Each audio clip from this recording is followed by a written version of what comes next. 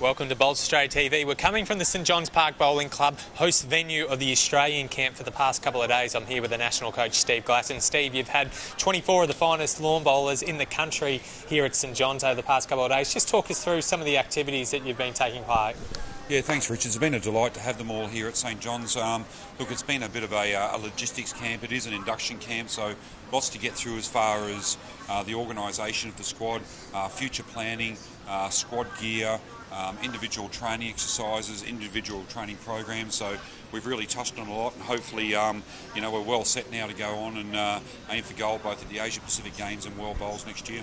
I guess you've been on the other side of the fence as a player many times during your decorated career for Australia. First time as the national coach, and I guess a little bit of a learning curve for yourself. Yeah, absolutely. I mean, you sort of relate it back to when you were playing and I suppose what you're looking for in yourself as a player. So we hope to keep that sort of that focus behind our way of thinking, but obviously making sure that we set a program that's specific to each of the individuals so that they can be at their best when it really counts.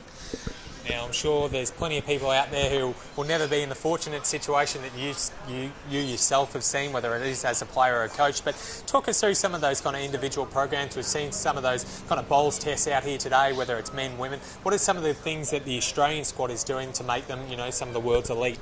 Yeah, good question. It's look, we're very much got a policy of position specific these days, so we're looking very closely at the roles that lead, second, third skips play, our utilities plus our singles players, so we're really individualising the programs on the green to suit their roles that they play in the individual teams, rather than just picking skips from the States and remoulding them into front people in teams, for example. So very specific on that.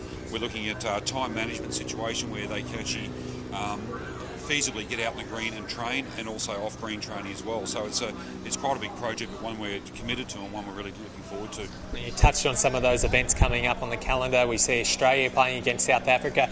Plenty of feeling in that series after what happened in Delhi, and then of course on to the Asia Pacific Championships. And another good chance to have a look at the players that are really pressing for selection for both of those events. Yeah, I think certainly South Africa, they're a form side internationally at the moment. They're coming off 3 gold medals, as you say, Rich, so looking forward to striking in there. Always competitive. They're very much like the Australians. They love a competition. They love the competitive style of the game. So we'll be looking forward to going there and competing very, very successfully against the South Africans. We've got the Medica Indoor International later this year, and then obviously the Asia Pacific Games. So loads coming up.